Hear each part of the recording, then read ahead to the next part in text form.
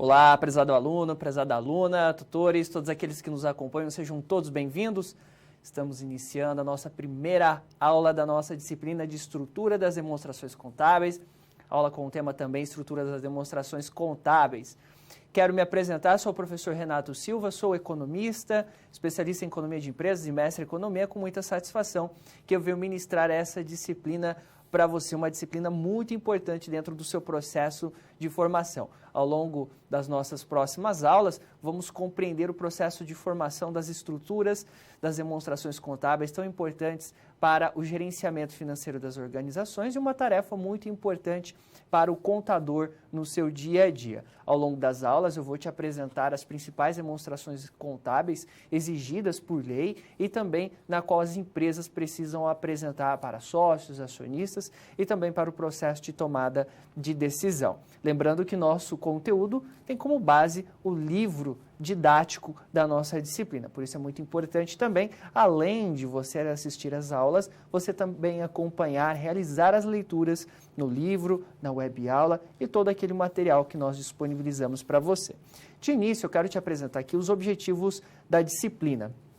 Muito bem, a disciplina Estrutura das Demonstrações Contábeis visa despertar o aluno para a importância da contabilidade dentro do mercado globalizado, mostrando as adequações da contabilidade brasileira dentro das normas internacionais de contabilidade. Então, nosso objetivo é falar sobre as demonstrações contábeis, que são importantes ferramentas para verificar a situação de qualquer entidade. Então, através desses relatórios, os investidores, administradores ou qualquer interessado poderá conhecer a situação da empresa antes de tomar qualquer tipo de decisão. Mas aí você me pergunta, professor, mas quais demonstrações vamos conhecer? Muito bem, ao longo das nossas aulas, nós vamos trabalhar principalmente essas demonstrações. O balanço patrimonial, muito conhecido, talvez uma das principais demonstrações. A demonstração do resultado de exercício, que é a DRE. A demonstração do lucro ou prejuízo acumulado, a demonstração do resultado abrangente, a demonstração das mutuações do patrimônio líquido, as demonstrações dos fluxos de caixa, a demonstração dos valores adicionados e também vamos falar das notas explicativas. Meu objetivo aqui, ao longo das aulas, é que você conheça cada uma dessas demonstrações, seus conceitos, fundamentos e características. Para a nossa primeira aula, que é a nossa aula de hoje, o que nós vamos discutir, o que eu vou apresentar para você nessa primeira aula? Vamos falar sobre a evolução da contabilidade em termos de normas, né, e suas normatizações. Vamos falar das alterações inseridas na contabilidade pela Lei 11.638 de 2007. Vamos discutir também a convergência das normas, falar como se dá essa evolução da contabilidade nacional, a contabilidade internacional, como isso ocorre, quem faz esse processo. Vamos entender a definição dos elementos patrimoniais, aqui falando do balanço patrimonial, né? Falando do ativo, do passivo, vamos falar sobre o patrimônio líquido, ou seja, vamos trabalhar o balanço patrimonial como a primeira demonstração que eu vou apresentar na aula. Muito bem, esses aqui são os principais objetivos da disciplina e também na nossa primeira teleaula.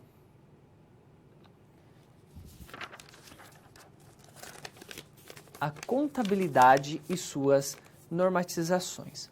Muito bem, meu objetivo a partir de agora é falar para você um pouco da evolução da contabilidade, né? A contabilidade, que não é uma ciência exata, como muitos pensam, mas como uma ciência social aplicada, ela visa trazer informações relevantes das organizações por meio dos fatos contábeis financeiros e transformá-los em demonstrações, indicadores para o processo de tomada de decisão e também para atender normas e legislações. E o nosso objetivo aqui é que você compreenda nessa primeira parte, nesse primeiro bloco, é como que ocorre a evolução das normas contábeis. Vamos ao quadro para que eu possa te apresentar. Muito bem, no início a contabilidade ela era quantitativa, ela tinha a função de controlar o patrimônio, muito mais no sentido de apresentar a quantidade, a contagem do número e o valor dos eventos apresentados. Com o passar do tempo, nas eras modernas, né, com a globalização, a contabilidade passou a ser também o quê? Qualitativa, pois além de apresentar a quantia, essa necessita também ter o quê? Qualidade. Então, a contabilidade, ela deixou de ser somente quantitativa e passou a ser também qualitativa. Com isto, na sua essência, ela deixou de ser uma ciência que controla somente o patrimônio da entidade, passou a ser também um instrumento de informação do patrimônio da entidade, tá? Então, a contabilidade, ela vem rapidamente se adequando e criando normas, legislações, de maneira a poder o quê? A se enquadrar na evolução a evolução da história, a evolução das empresas, a evolução da contabilidade, do mercado de capitais, do mercado financeiro, da internacionalização. Então, desse modo, a contabilidade, ela não é somente fiscalizatória, né? Ou seja, somente para atender os objetivos do fisco e do governo, mas também informativa. A contabilidade, então, ela vai ser uma importante ferramenta de sistema de informação financeira da organização e não somente para cumprir legislações e normas contábeis para que o governo possa, por exemplo, tributar. Então, a contabilidade ela vai mudando o seu foco ao longo do tempo. Continuando, vamos falar que a contabilidade no Brasil, no nosso país, ela começa ali no decreto número 4.475, no ano de 1880, tá? Esse decreto aqui é do ano de 1870, o decreto imperial. Foi a primeira regulamentação que garantiu ao profissional da contabilidade o direito de exercer a atividade, sendo considerada a primeira profissão legalmente regulamentada. Muito bem, aí depois veio o decreto-lei número 9.295, de 27 de maio de 1946, que institui a criação do Conselho Federal de Contabilidade, CFC, que fica assim regulamentada a profissão com a criação do órgão máximo para fiscalizar e reger a profissão contábil. Então, esse decreto de 1946 define o papel da profissão da contabilidade nas normas, além das regras para considerar a formação profissional de nível técnico e superior. Também delimita o papel de cada um no desempenho da sua função. Ponto importante que eu quero destacar aqui, ó, o Conselho Federal de Contabilidade, CFC, que tem, dentre outras finalidades, o CFC, nos termos da legislação em vigor, principalmente a de orientar, normatizar, fiscalizar o exercício da profissão contábil por intermédio dos conselhos regionais de contabilidade, tá? Então, o Conselho Federal de Contabilidade, ele tem essa prerrogativa. Muito bem. Fica evidenciado, então, por alguns estudiosos, que a contabilidade no Brasil ela surgiu com o objetivo de atender muito mais ao interesse da fiscalização do que às necessidades do empresário, isso lá no seu início, principalmente no século XX. Com isso, a mesma sofria em suas complexidades, dada a cultura, olha só, materialista da aplicabilidade contábil, pois buscava atender ao interesse material do objeto da informação e não a informação sobre o objeto que estaria levando a informação. Esse ponto é muito relevante, porque dessa forma as normas que estabeleciam a maneira como a contabilidade deveria ser estruturada tinham muito mais a ver com o interesse da fiscalização do que propriamente com o interesse da entidade, seus gestores, fornecedores, investidores, enfim. Então, nesse modo, a estrutura das demonstrações contábeis eram normatizadas de maneira a atender ao quê? Ao interesse governamental da fiscalização. Com isso, havia muitos fragmentos, normas, muitas leis diversas, com tratamentos variados para os elementos que compunham aqui as demonstrações. Então, o profissional da área contábil, até então, ele não tinha leis ou normas específicas, mas sim várias leis e várias normas. Bom, como que vai mudar esse cenário? Como que vem, então, essa mudança? Esse marco das normas contábeis ocorre com a lei número 6.404 de 1976, conhecido como a Lei das Empresas da Natureza S.A., que começou a dar forma à contabilidade voltada para o interesse da instituição. Olha só o primeiro artigo da Lei das S.A. de 1976. A companhia ou sociedade anônima terá o capital dividido em ações e a responsabilidade dos sócios acionistas será limitada ao preço da emissão das ações subscritas ou adquiridas. Olha só, podemos ver que logo nesse primeiro artigo a lei já estabelece dados como responsabilidade de sócios e capital social, que começa a mostrar uma preocupação com uma empresa, com os investidores, a sociedade de modo geral, algo que não era preocupação até então, era somente para fins de fiscalização. Então, esta lei, né, 6.404/76, ela serve de pilar para a aplicabilidade da contabilidade. Né? Ela vai trazer elementos importantes para com que a contabilidade ela venha se tornar mais um caráter de informação para as organizações. Então, ela vem falar já das demonstrações contábeis. Nessa lei de 76, vai nos trazer também parâmetros para a elaboração do balanço patrimonial, vai falar da obrigatoriedade das empresas apresentarem balanço, DRE, demonstração de fluxo de caixa, da demonstração de valor adicionado para empresas de capital aberto. Então, ela vem trazer uma revolução na maneira na qual a contabilidade ela era seguida e quais eram os objetivos que ela tinha até então, tanto para contadores quanto para as organizações. Por fim, para finalizar, a sociedade limitada, né, aí já falando não somente das SA, mas das sociedades limitadas, era regida pelo Código Comercial, pelo decreto 3.708, de 10 de janeiro de 1919.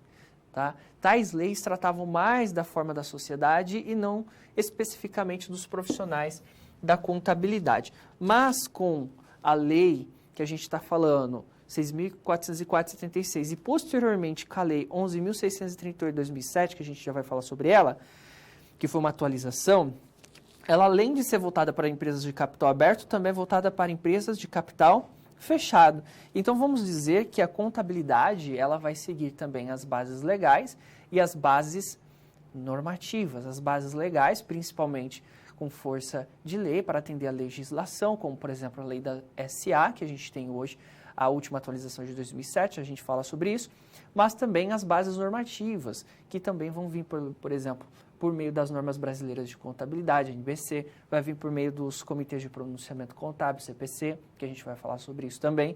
Então, eles vêm direcionar também as sociedades limitadas quanto às empresas SA, ou seja, sociedade anônima, empresas de capital aberto na Bolsa. Para que você possa entender um pouco mais, principalmente se você quer trabalhar a pequena e média empresa, a gente tem um CPC-PME, na qual lá tem todos os dados informando sobre as estruturas de demonstrações contábeis relacionados às empresas de sociedades limitadas.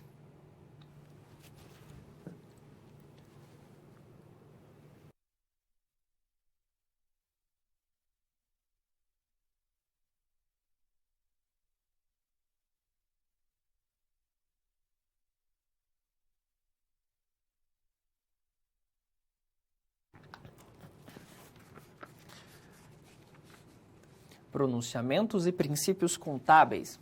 Muito bem, a partir de agora a gente vai falar sobre pronunciamentos e princípios contábeis, que são muito importantes para orientar os contadores e também uma forma que foi encontrada para uniformizar, normatizar a contabilidade do Brasil e principalmente uniformizar com a contabilidade internacional, ou seja, com a globalização, os investidores começam também a comparar o balanço, por exemplo, uma demonstração de fluxo de caixa, uma DRE de empresas de países diferentes.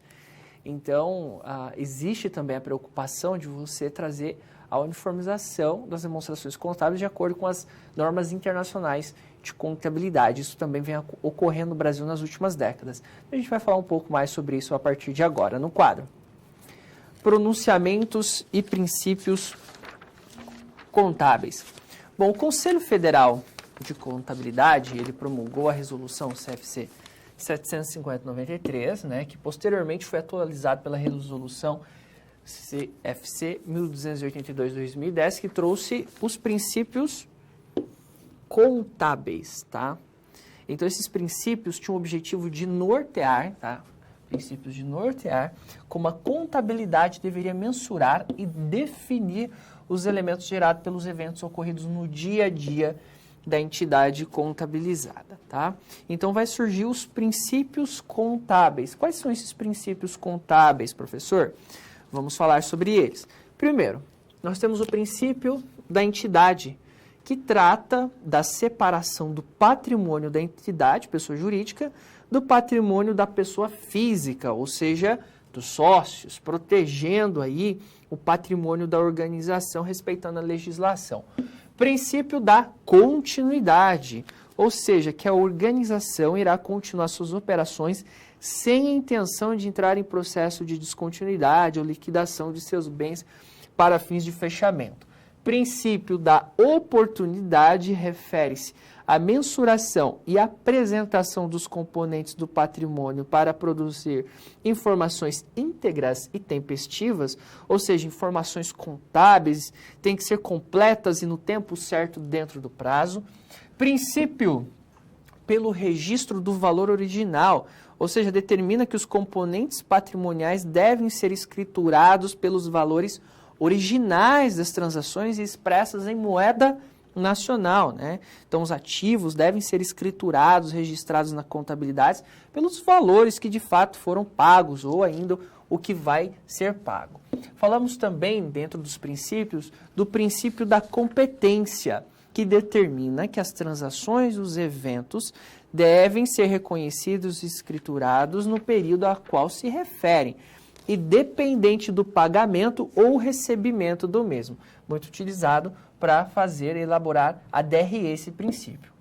E o princípio da prudência, no sentido de que os ativos e receitas não sejam superestimados e que o passivo e as despesas não venham a ser subestimado, apresentando assim maior confiabilidade nas demonstrações. Então, esses princípios são essenciais para que a contabilidade, para que o contador, ele possa elaborar as demonstrações contábeis respeitando o máximo possível as normas e a legislação, para que as demonstrações contábeis sejam legítimos dentro do seu processo de formação, respeitando aí todas as normas e legislações vigentes. Então, esses princípios, eles foram fundamentais para trazer a orientação ao contador, independente da região do país onde ele atua, ele tem que levar em consideração esses princípios. Continuando, agora a gente fala do CPC, Comitê de Pronunciamentos Contábeis. Ele foi criado pelo Conselho Federal de Contabilidade em outubro de 2005, pela Resolução CFC número 1055 de 2005. Qual é o objetivo do CPC, né? Comitê de Pronunciamentos Contábeis? O estudo, o preparo e a emissão de pronunciamentos técnicos sobre procedimentos de contabilidade, bem como a divulgação de informações dessa natureza, né? Então, ele vai trazer normas, ele vai permitir a emissão de normas pela entidade reguladora, visando a centralização e uniformização do seu processo de produção e, principalmente, ele vai considerar o CPC a convergência da contabilidade brasileira aos padrões internacionais. Então, quem que ajuda a contabilidade brasileira estar dentro das normas internacionais? O CPC, tá bom? E é muito importante também que você possa anotar aí, a gente tem vários pronunciamentos, mas o CPC 26 é apresentado todo o conjunto das demonstrações contábeis. Acesse o CPC 26, você vai ter bastante informações. Como eu acesso? cpc.org.br. Digita lá no Google, você vai encontrar no site todas essas informações, cpc.org.br. CPC 26 vai te trazer aí, em linhas gerais, um guia que aponta para as formas de apresentação das demonstrações contábeis. Então, o CPC ele permite então, a emissão de normas pela entidade reguladora brasileira, visando a centralização, né, e a uniformização dessas regras, né? Também possibilitou a administração das adequações da contabilidade brasileira nos parâmetros das normas internacionais de contabilidade, né, chamadas IFRS, tá? Você pode me perguntar, né, qual a diferença entre as resoluções editadas pelo CFC e os pronunciamentos do CPC, né? Então, o CPC, ele emite pronunciamentos técnicos, orientações, interpretações, e a partir desses trabalhos, os órgãos reguladores têm emitido suas normas próprias. E o CFC, que é o Conselho Federal de Contabilidade, é um desses órgãos reguladores, portanto, as normas técnicas emitidas pelo Conselho Federal de Contabilidade têm os pronunciamentos do CPC como a sua base, tá? Então, vai servir de apoio principalmente aí para o CFC, para que ele possa, o CFC, para que ele possa editar as suas regulamentações. Ele vai utilizar como base as normas e orientações do Comitê de Pronunciamento Contábil. Para finalizar, a Lei 11.638 de 2007, ela foi promulgada com a intenção de inserir a contabilidade brasileira no cenário internacional e trouxe para a contabilidade significativas mudanças, tanto no aspecto técnico quanto no aspecto cultural. Essa lei, então, ela vem substituir, atualizar aquela lei de 76.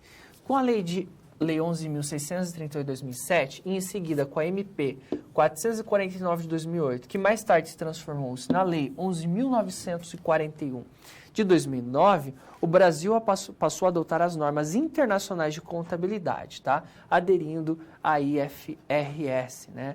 Onde as normas internacionais agora têm obrigatoriedade a partir de 2010 na contabilidade das empresas brasileiras, principalmente aquelas empresas que têm capital aberto na Bolsa de Valores, por exemplo. Então, essa lei de 11.638 de 2007, ela atualiza aquela de 76 e vem trazer novas normas, vem trazer novos regulamentos e principalmente vem atualizar as demonstrações contábeis, como que elas devem ser elaboradas para que as empresas, então, possam atender não somente a contabilidade nacional, mas também a contabilidade internacional. Então, aí nos últimos anos, né, a gente vem percebendo essa evolução da contabilidade brasileira.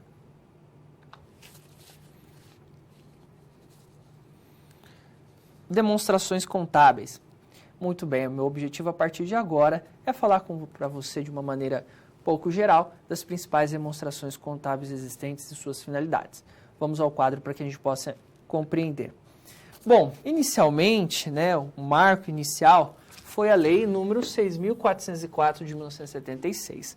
Depois, essa lei, né, ela foi atualizada pela Lei 11.638 de 2007.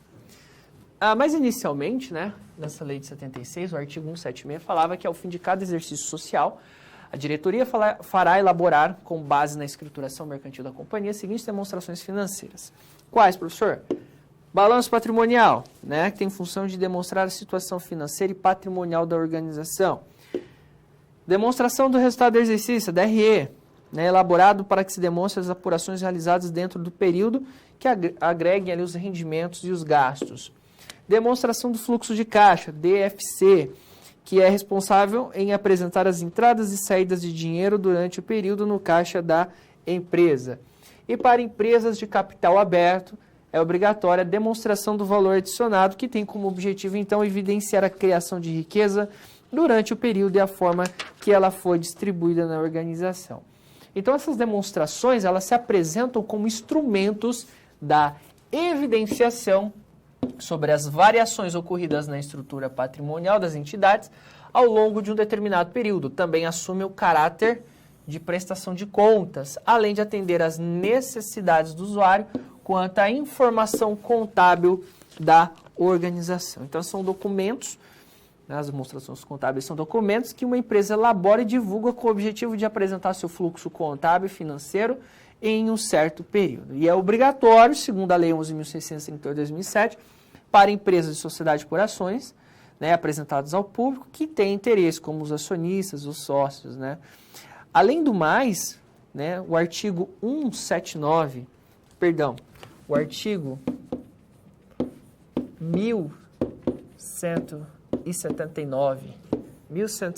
do Código Civil Brasileiro, que também está ligado lá com a Lei 10.406 de 2002, 10.406 de 2002, fala também da obrigatoriedade das demonstrações contábeis, tá?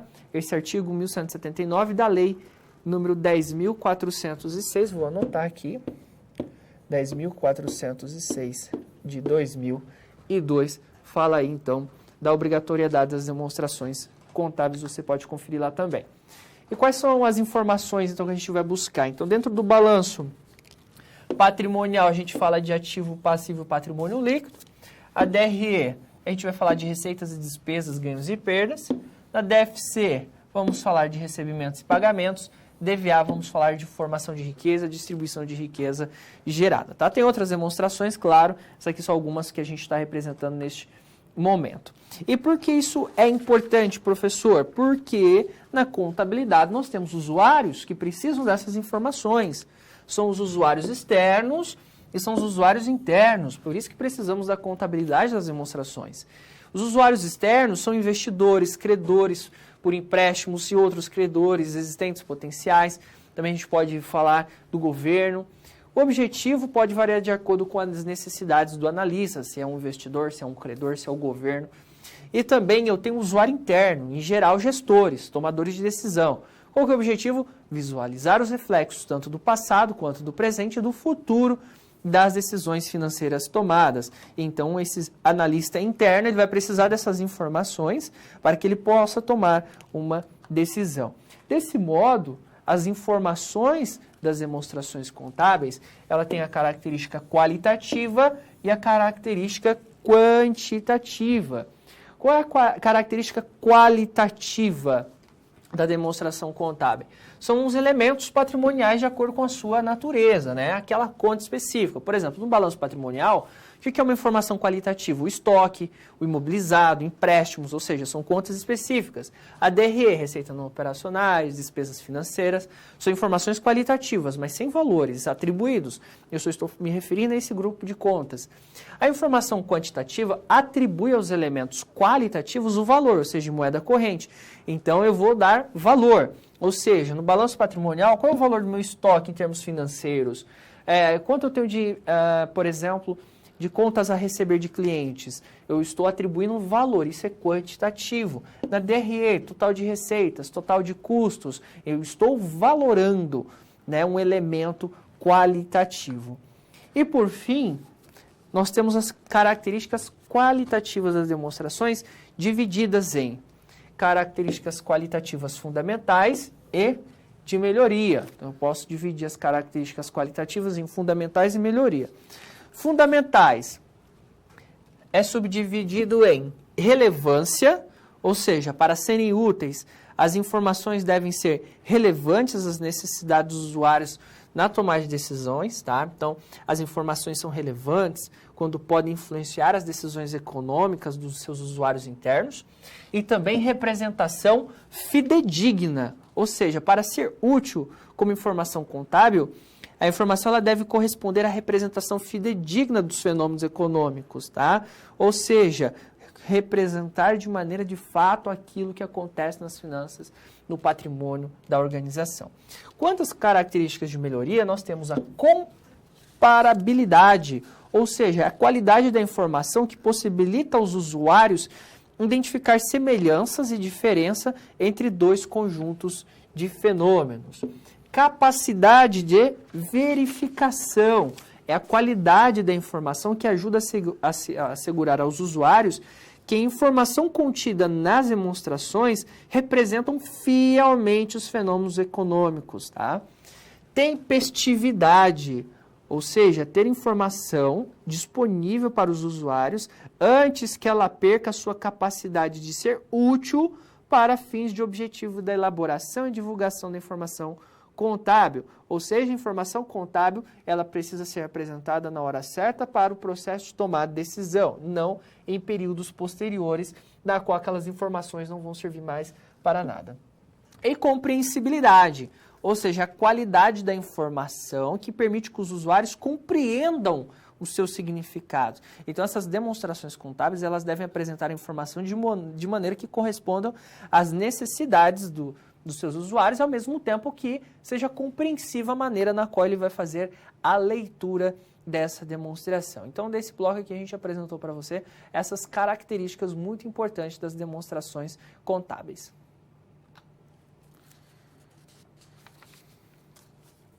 funções das demonstrações contábeis. Muito bem, a partir de agora eu quero trabalhar com você duas perguntinhas bem interessantes para que a gente possa responder ao longo desse bloco. Então vamos ao quadro. Quais as funções das demonstrações contábeis e qual a utilidade das informações para os seus usuários? Olha só, quais as funções das demonstrações e qual a utilidade das informações para os seus usuários? Muito bem, vamos falar das funções. Uma primeira função das demonstrações contábeis é a função financeira. E a função financeira ela está ligada com o controle do patrimônio da organização. Aí você me pergunta, mas o que é o patrimônio da organização? Patrimônio é o conjunto de bens e direitos e obrigações. São bens, direitos e obrigações, eu tenho o patrimônio da minha organização. Muito bem. Dado meus bens e direitos e obrigações, eu posso distribuí-los da forma que eu enxergo e analiso. Bens e direitos são os meus ativos. Obrigações, passivos.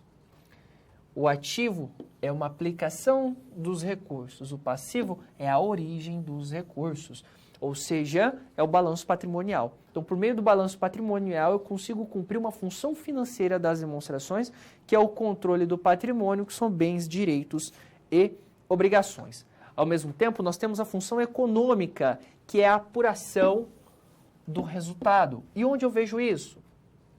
O resultado ele vem por meio da atividade fim da empresa, que é a geração de receita, né? Ou seja, eu vou comercializar, eu vou produzir, eu vou prestar serviço para gerar receita, faturamento, é minha atividade fim.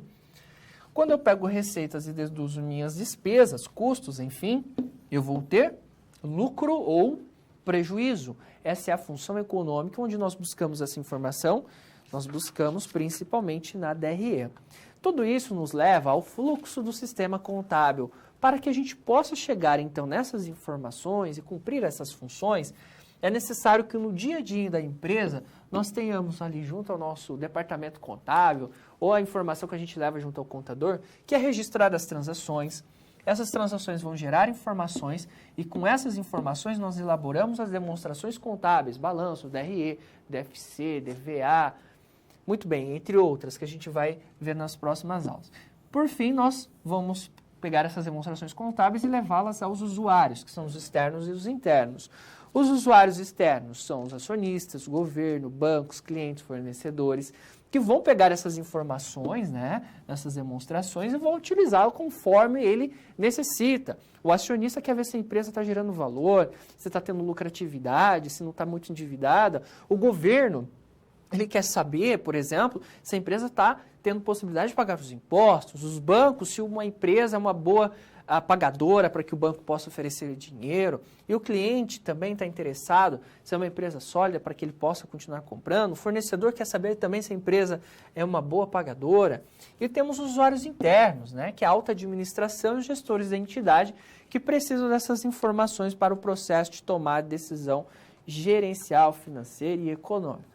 Por fim, procedimentos são necessários. Para que você atinja o objetivo, então, da análise das demonstrações, faz necessário tomar alguns cuidados, né? Ou seja, é necessário que o contador ou o departamento financeiro da empresa faça corretamente a coleta e análise dos dados, para que os dados tenham padrões de comparação. É necessário, muitas vezes, realizar ajustes e reclassificações. Isso acontece muito no balanço patrimonial, por exemplo, fazer ajustes e reclassificações. Considerar muitas vezes o efeito dos juros na análise, muitas vezes quando a empresa ela tem dívidas elevadas, ela precisa considerar o efeito dos juros também no processo de elaboração das suas demonstrações. São alguns procedimentos importantes ou são pontos interessantes que devem ser levados em consideração.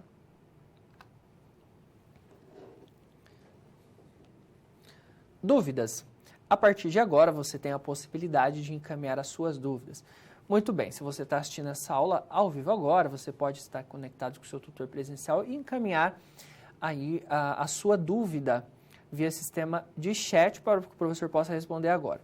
Caso não, você assista essa aula em outro momento, você está aí na sua casa, você pode também fazer as suas anotações, rever os slides, faça suas anotações e você pode encaminhar junto ao seu tutor, né, seu tutor à distância, via sistema de mensagens para que ele possa encaminhar a sua dúvida para mim, eu também estou à disposição para tirar as suas dúvidas.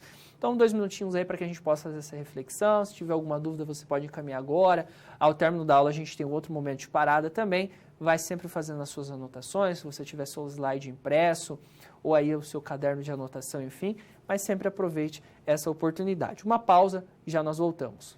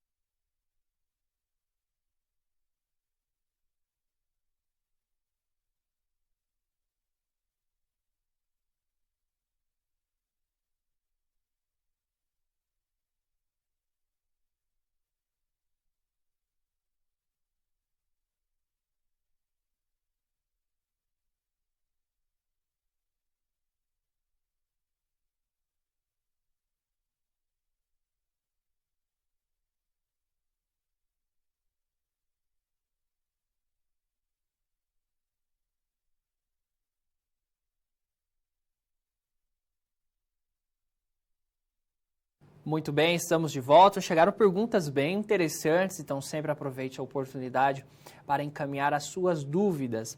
Vamos lá. Em relação à função das demonstrações contábeis, a função patrimonial está relacionada à forma qualitativa e a função financeira está relacionada à questão quantitativa? Vamos lá, quando a gente falou das funções agora, no nosso último bloco, a gente falou da função financeira e função econômica, né? A função econômica muito mais relacionadas ali à questão da DRE, aquela questão de apuração de resultado, e o balanço patrimonial, a gente falou da função financeira do controle do patrimônio. Todas elas precisam da questão quantitativa quanto à mensuração dos seus valores, né? Quando a gente fala das questões qualitativas, são aqueles princípios que a gente falou no início, né? Ou seja, ela precisa ser fidedigna, ela tem que ser tempestiva, a comparabilidade, são características qualitativas das demonstrações, tá bom? Então, esses são pontos importantes que você deve compreender. Mas todas as demonstrações eu preciso que ela seja quantitativa, ou seja, que ela tenha informação, mas essa informação monetária, mas o objetivo é levantar informações com qualidade, por isso que tem que seguir aqueles princípios qualitativos que a gente citou anteriormente. Professor, quais as demonstrações aplicadas às empresas de pequeno e médio porte? Quais as demonstrações mais importantes? Olha, de acordo com o Código Civil que eu já mencionei, as micro e pequenas empresas, elas são obrigadas, né, o seu contador, elaborar lá ao término do ano, né, no dia 31 de dezembro, para fim de legislação, apresentar o balanço patrimonial e a DRE da empresa. Para micro e pequenas empresas são as duas mais importantes. Também pode colocar inventário, também pode colocar notas explicativas, mas as duas principais exigidas, micro e pequenas empresas, balanço patrimonial e DRE, micro e pequenas empresas. Mesmo que o contador ele não consiga ter todas essas informações do dia a dia da empresa, mas ele tem que ter ali as notas, um faturamento, para que ele possa montar de alguma maneira ou outra e apresentar no dia 31 de dezembro o balanço e o DRE. Isso é exigido de acordo até com o nosso Código Civil, que vai dar aí algumas orientações quanto às micro e pequenas empresas, tá bom?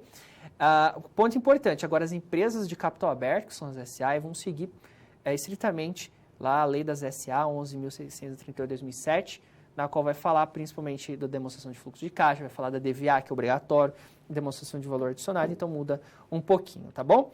Mas no final da aula a gente tem outro momento de parar de pergunta, pode mandar também as suas dúvidas no final da aula.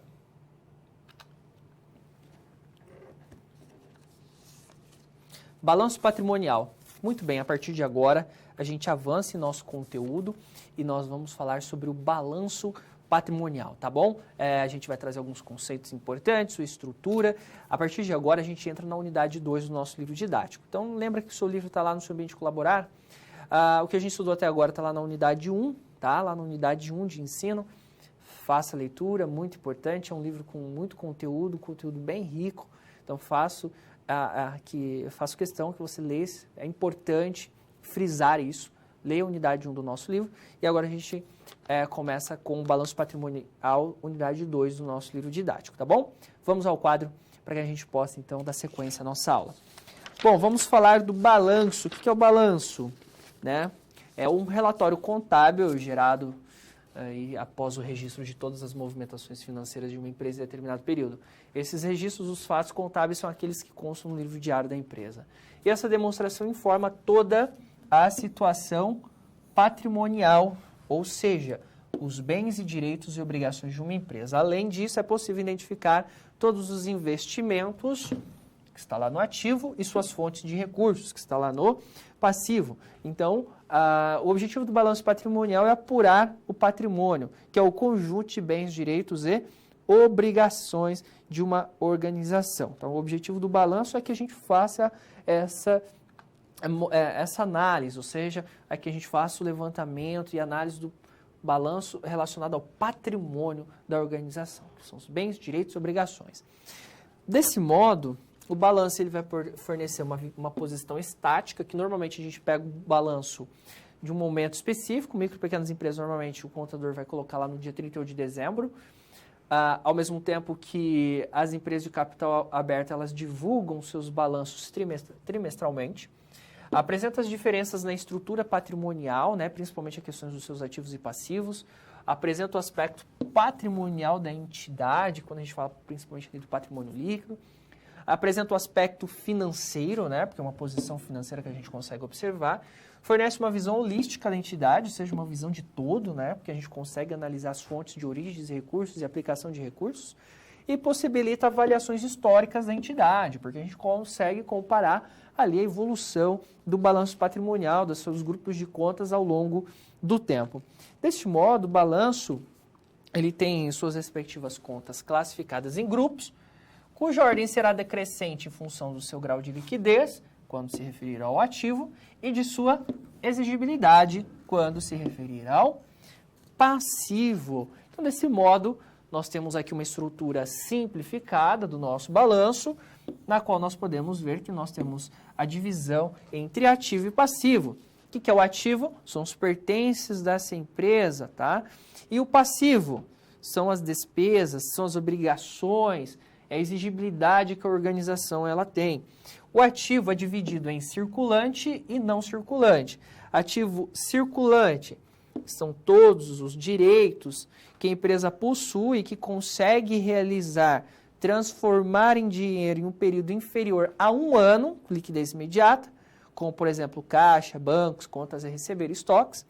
E no ativo não circulante, compõem bens e direitos com realização acima de 1 ano, ou seja, mais longo prazo, onde a empresa só consegue transformar, né, essas contas, esses grupos de contas em dinheiro acima de 1 ano. Passivo, a mesma ideia. Passivo circulante. O que é o passivo circulante? Obrigações que a empresa possui com vencimento de um prazo de até 1 ano. Até 1 ano. Tais como fornecedores, empréstimos, impostos. E o passivo não circulante, composto de obrigações com vencimento superior a 1 ano, acima de 12 meses, tá bom? Como empréstimos de longo prazo.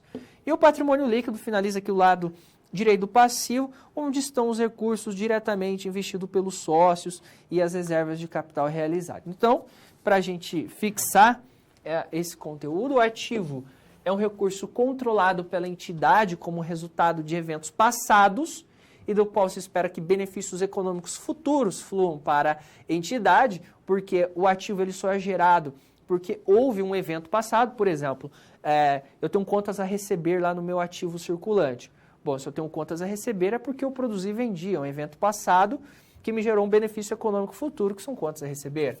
Passivo é uma obrigação atual da entidade como resultado de eventos passados, cuja liquidação se espera que resulte em saída de recursos econômicos, como, por exemplo, pagamento de impostos.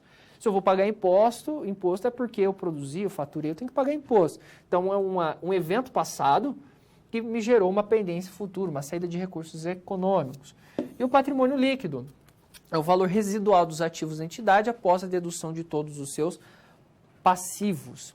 Muito bem, eu te apresento aqui a estrutura simplificada do balanço patrimonial de acordo com a nossa Lei 11.638 de 2007.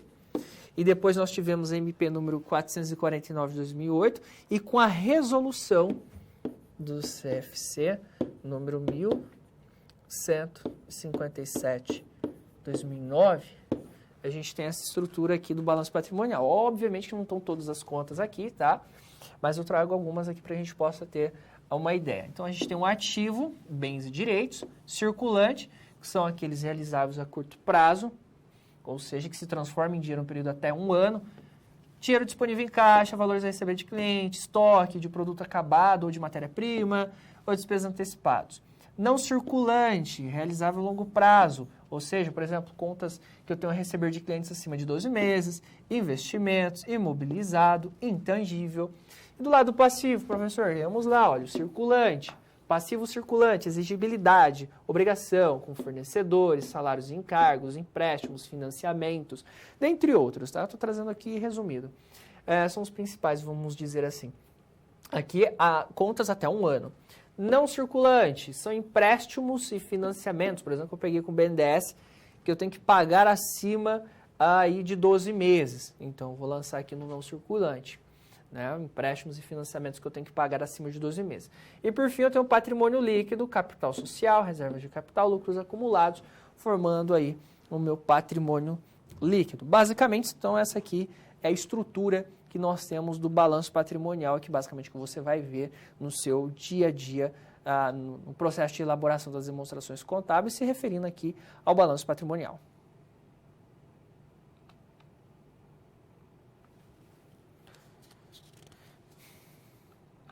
Ativo, muito bem, a partir de agora a gente vai falar um pouco mais sobre cada uma daquelas contas específicas do balanço patrimonial. Então a gente começa falando sobre o ativo. Então vamos ao quadro para que eu possa te apresentar. Bom, ativo é o conjunto de bens e direitos que a empresa tem para realizar aquilo que se propõe. São recursos que no decorrer do exercício social vão sofrendo mutações até chegarem ali no final do período. Então, entre os bens, por exemplo, são bens e direitos, né? Ativo, bens e direitos. Entre os bens, podemos compreender que são subdivididos em bens móveis, como, por exemplo, estoque, máquinas, utensílios, e bens imóveis, como máquinas de grande produção, de instalação fixa, prédios e terrenos.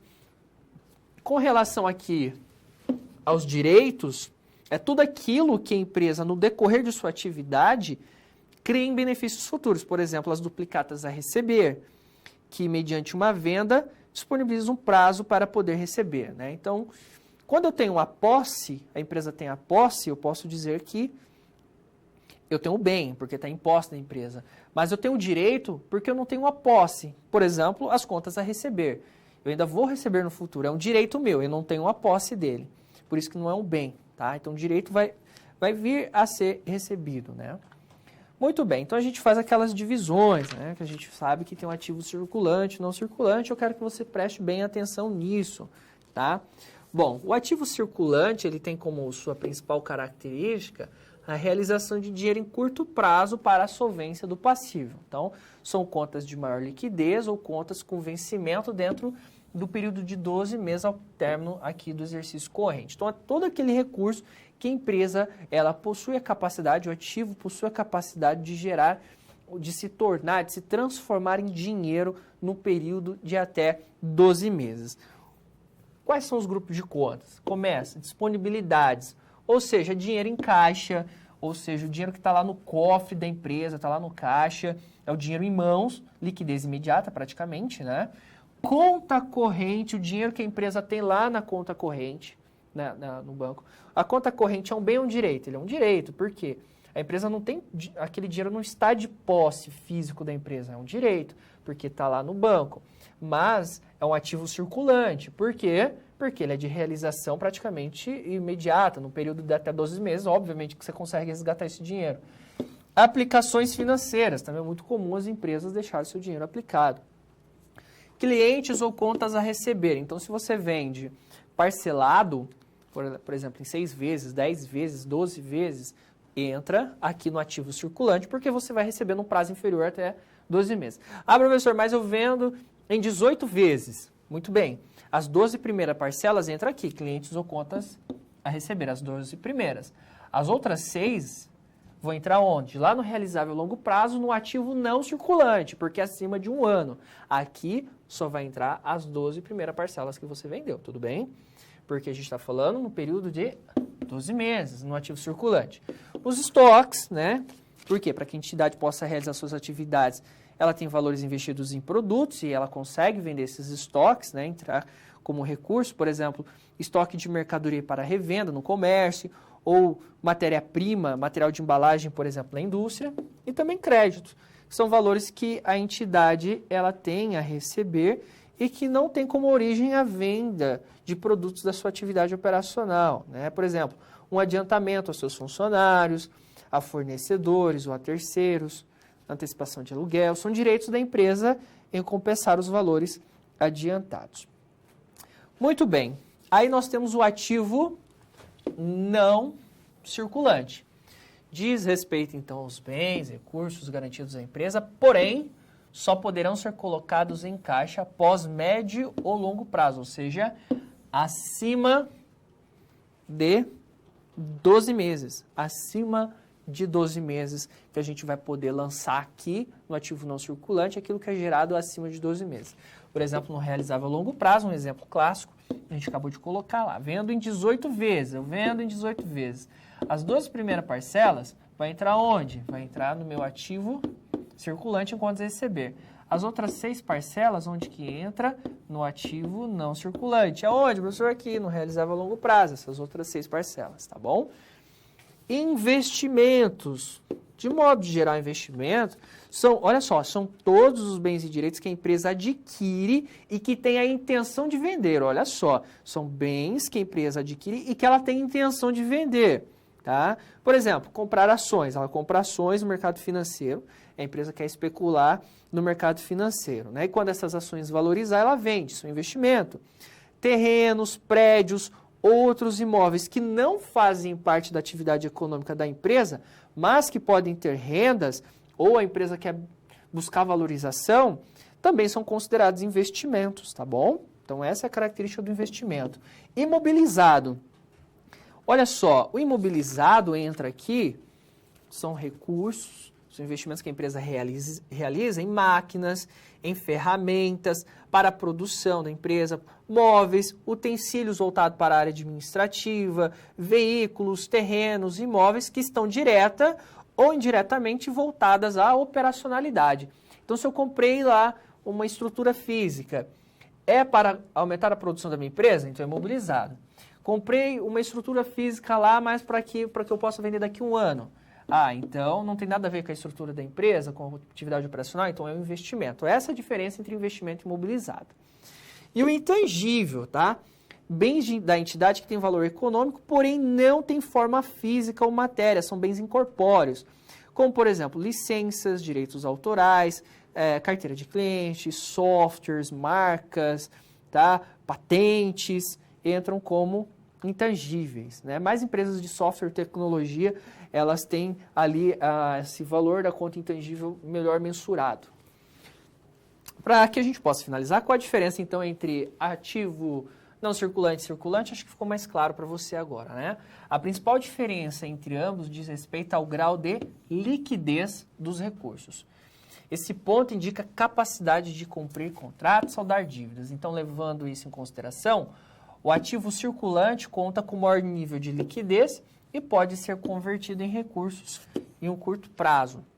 Por outro lado, o ativo não circulante conta com menor grau de liquidez, sendo facilmente observável em bens patrimoniais da empresa que variam entre médio e longo prazo para ser convertidos em recursos, tá bom? Essa é a grande diferença quando a gente fala entre ativo circulante e não circulante, é analisar o grau de liquidez. E liquidez até um ano, a gente está falando de ativo circulante. Acima de um ano, a gente está falando de ativo não circulante.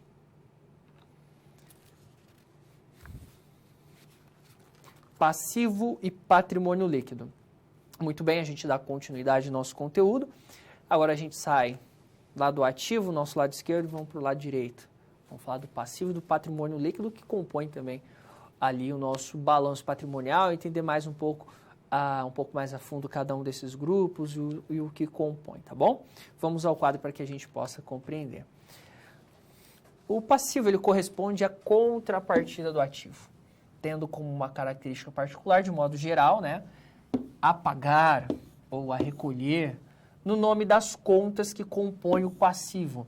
Pois, como já disse anteriormente, são as obrigações que a empresa tem que liquidar, tá? Então, a principal característica do passivo é isso, são as contas a pagar, né? Ou seja, a exigibilidade de uma obrigação por parte da entidade adquirido, seja por fatos presentes ou passados, né? Exigindo aí um desembolso, um sacrifício financeiro para que a obrigação seja liquidada, tá? Então, essa é a principal característica. Bom, passivo, assim como um ativo, é composto por dois principais grupos, mesma coisa, mesma ideia, passivo circulante e passivo não circulante. Obviamente, a gente fala aquela questão, né? 12 meses, vencimento até 12 meses, passivo circulante, acima de 12 meses, não circulante. Então, como você pode compreender, passivo circulante são as obrigações que a empresa possui a curto prazo. O que é curto prazo na contabilidade, das demonstrações contábeis? Até um ano. A gente falou contabilidade, curto prazo é um ano. Na economia, curto prazo, médio prazo e longo prazo não tem esse tipo de especificação. Na contabilidade temos, tá? Então, curto prazo é até um ano. Quais são os grupos de contas? No grupo de contas, aí a gente vai trazer algumas, tá? Não todas, mas as principais, vamos dizer assim. Fornecedores, aquilo que eu tenho que pagar fornecedor a curto prazo, que tem uma necessidade de solvência contínua, eu sempre tenho que estar pagando meu fornecedor, né? Fornecedores são aqueles que disponibilizam produtos para que a empresa possa desenvolver suas atividades, né? Então, eu tenho gastos contínuos com fornecedores, né? Pode ser à vista ou a curto prazo, né? 30, 190, 120 dias, enfim. Eu tenho contas a pagar. O que entra aqui?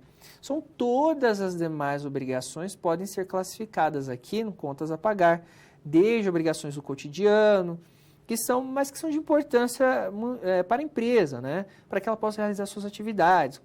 Por exemplo, cartório a pagar, água, energia, aluguel, telefone, né? Entre outras obrigações que surgem no dia a dia da organização. Obrigações trabalhistas. Aqui são obrigações voltadas à folha de pagamento, ou seja, envolvem os colaboradores. Então, como exemplo, podemos citar os salários a pagar, férias, 13º, rescisões, provisões, né? Então, os encargos sociais e impostos sobre a folha de pagamento também compõem aqui este grupo de obrigações trabalhistas. Obrigações tributárias, né? Aqui a gente sabe que a carga tributária no Brasil ela é muito alta, onerosa, né? E a gente também tem que colocar aqui no nosso passivo, né? Todos os tributos que têm seu vencimento, por exemplo, no mês subsequente ou dentro do prazo na qual a empresa faz a sua negociação, né? Tem que pagar a DARF, enfim, algum tipo de recolhimento específico. Todos os impostos, obrigações tributárias, né? Desde um IPTU, um INSS, ISS, ICMS, enfim, DARF, tudo aquilo que envolve parte tributária entra aqui desde que seja pagamento até 1 ano, tá? E financiamentos a pagar dentro do exercício social, ou seja, pegou empréstimo lá no banco, numa agência, uma instituição financeira qualquer, tem que pagar dentro de um período de 1 ano, entra aqui, tá? No passivo circulante. Passivo não circulante são obrigações que, de modo geral, têm sua exigibilidade em um período superior a 12 meses após a data de encerramento do balanço patrimonial. Lembra que a gente está falando aqui, principalmente micro e pequenas empresas, a gente fala 31 de dezembro, né? Exemplo de grupo de contas aqui, ó, financiamentos a longo prazo, adiantamento de sócios ou de acionistas, isso acontece principalmente em empresas de capital aberto, tá? Que depois tem que se reverter nesse pagamento a esses acionistas e sócios, após esses adiantamentos que eles realizam. E empréstimos também de longo prazo. Lembrando que financiamento é diferente de empréstimo, tá? Financiamento, por exemplo, eu comprei uma máquina junto ao BNDES. Aí eu comprei uma máquina com menos de 1 milhão junto ao BNDES. Então, isso é um financiamento. Estou alienando uma máquina. Um empréstimo, eu posso ir lá no banco comercial, peguei 50 mil reais lá e vou usar para pagar minhas contas do jeito que eu quiser. Isso é a diferença de empréstimo para financiamento. Fique bem claro, tá? Então, o financiamento está muitas vezes ligado à aquisição de um ativo imobilizado, por exemplo, e o financiamento, e o empréstimo está ligado ali a uma aquisição de recursos que eu pego junto a uma instituição financeira, que eu vou ter que pagar juros, enfim, mas que também ali no nosso caso é de longo prazo, seja com pagamento acima de 1 ano. Muito bem, vamos falar agora do patrimônio líquido.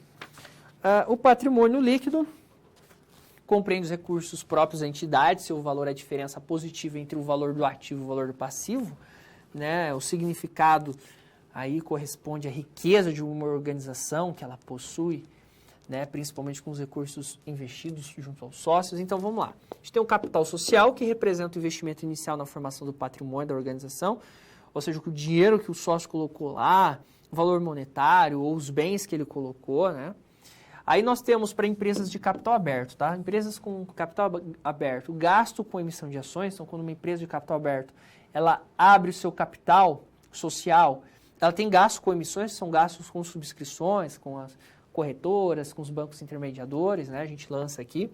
Nós temos as reservas de capital, que são constituídas pelos valores que não se originam das atividades empresariais, ou seja, elas podem ser originadas, por exemplo, no ágio, na emissão de ações, ou seja, a diferença entre o valor contábil das ações e o valor da venda, alienação de partes beneficiárias, alienação de bônus de subscrição, principalmente isso quando a empresa emite ações.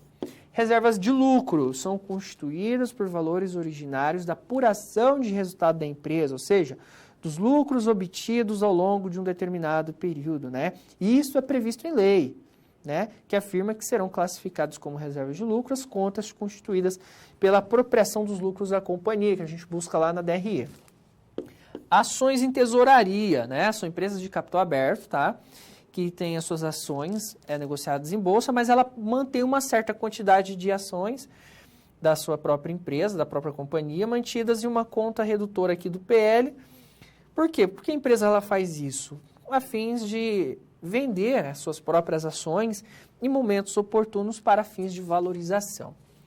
Ajustes de avaliação patrimonial têm a função de receber os valores que pertencem ao patrimônio da entidade que tiveram seus valores revistos, né?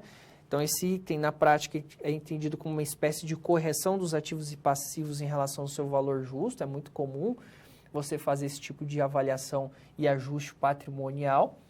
E lucros e prejuízos acumulados, né? Principalmente aqui a gente ouve mais falar é prejuízo acumulado, que você vai encontrar.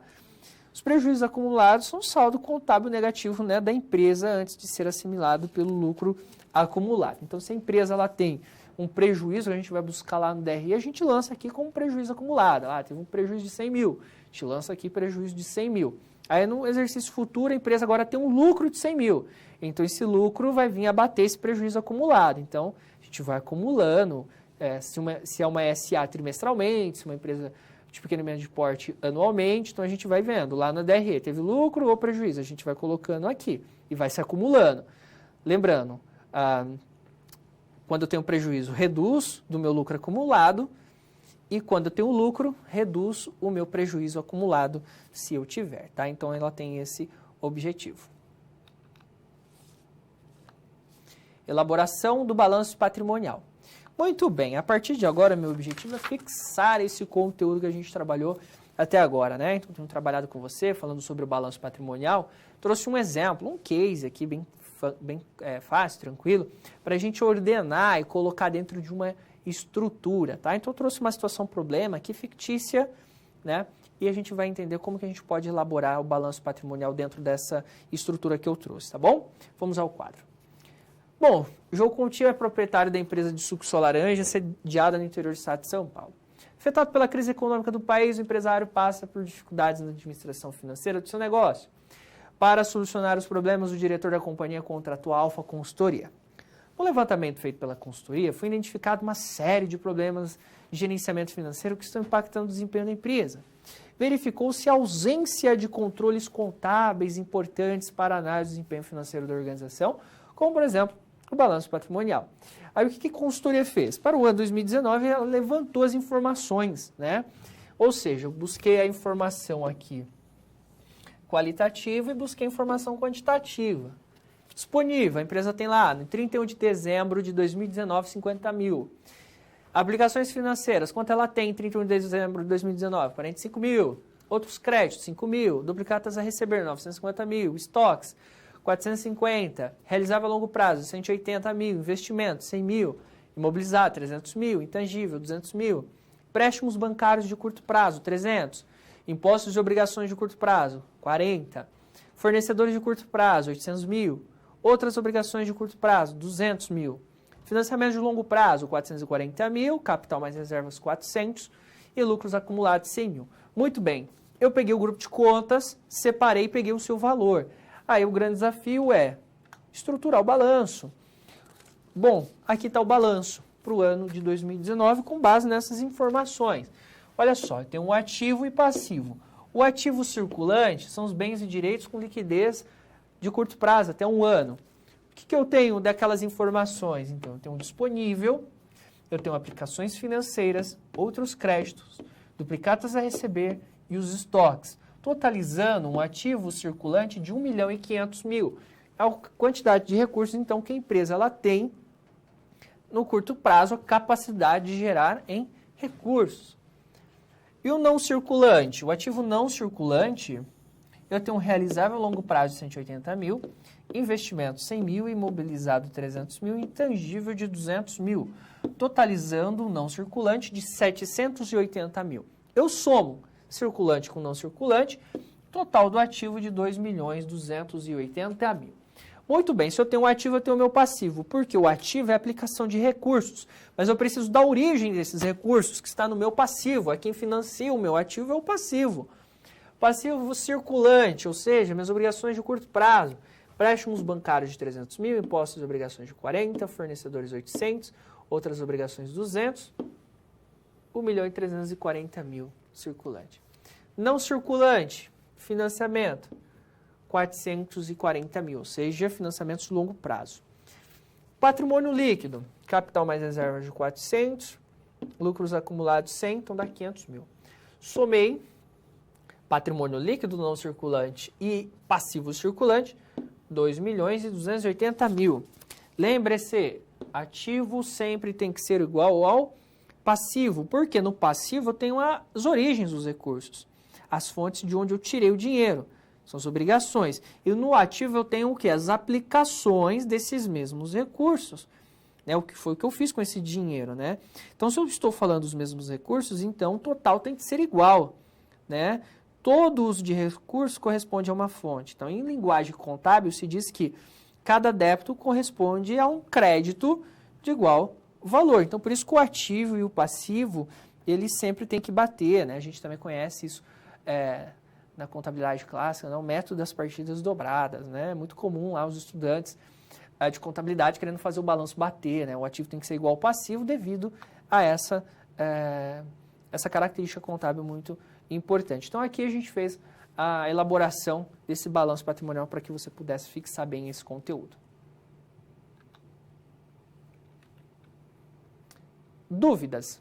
Muito bem, a partir de agora eu vou abrir um espaço para que você possa enviar as suas dúvidas, para que você possa recapitular aí, fazer uma reflexão de tudo que o professor trouxe aqui na aula. Lembre, se você estiver conectado agora junto ao seu tutor presencial, você pode mandar suas dúvidas, nós já estivemos aqui. Caso não, você pode posteriormente enviar suas dúvidas via sistema de mensagens junto aí ao seu tutor à distância. Uma paradinha e já a gente volta, finalizando a nossa aula.